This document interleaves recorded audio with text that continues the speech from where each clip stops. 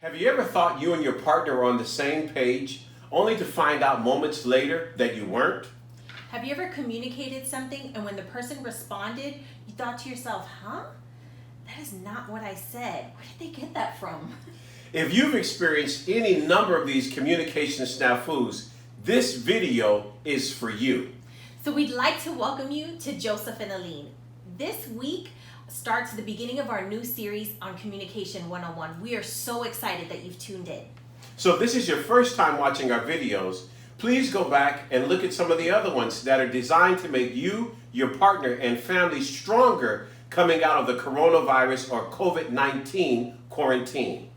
So what is communication? According to Merriam-Webster Dictionary, it is the act or process of using words.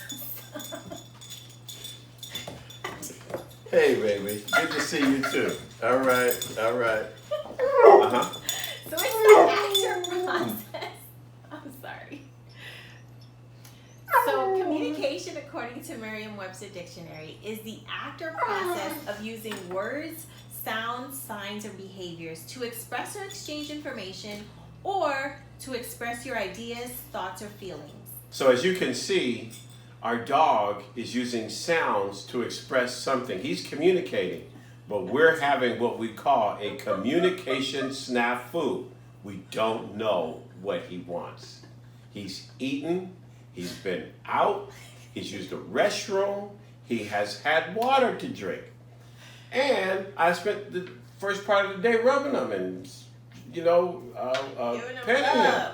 So we're not sure what he wants. That said, there are a few things that are happening during communication. One, you have a sender that has a message.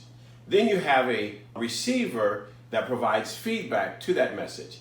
If at any time there is a break in the transmission of that message, communication is faulty. In communication, there are two terms that we use, decoding and encoding. This is the interpretation and translation of the message, whether it's verbal or nonverbal information.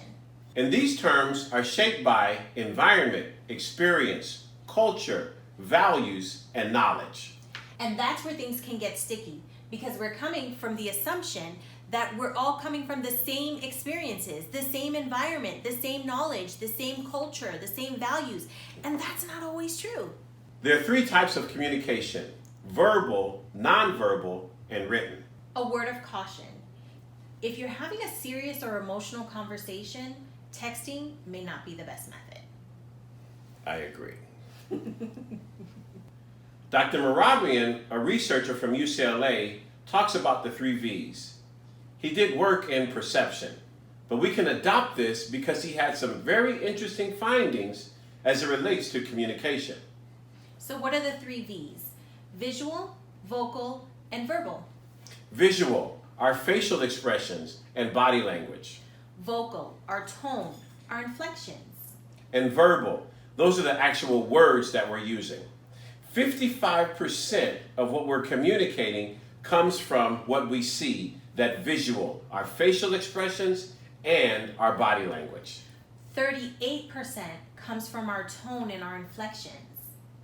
While 7% So crazy. comes from the actual words that we're using. Only 7%. So how we look when we say what we say, and how we say, the tone that we use when we say what we say, becomes of prime importance during communication. So babe, let's give him an example. Okay, so visual.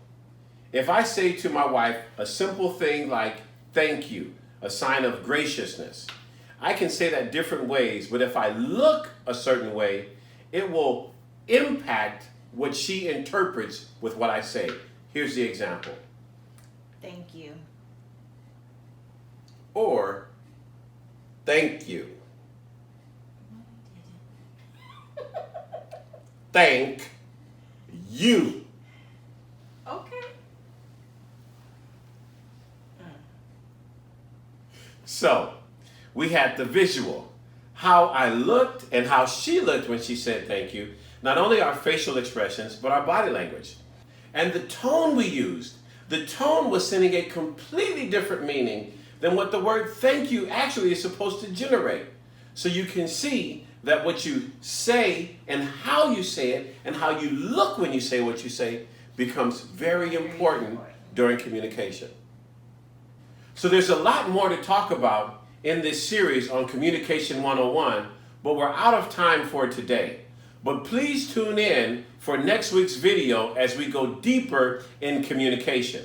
And if you have some questions, please also contact us or share with us some of the situations or experiences that you've had. We'd like to help and we'd like to know. You've been listening to Joseph and Elene. Thank you so much for tuning in. Please make sure to like us on Facebook and Instagram, Joseph and Elene. And also feel free to share this with your friends and your family or anyone you think will find this helpful. Yes. And also we want to say, we heard from Ken about the playing games video that we did last week. And Ken says that he plays the more erotic games, adult games, with his wife. So thank you for that information, Ken. We appreciate it. Thank you so much for tuning in. We'll see you next time. Bye. Bye-bye.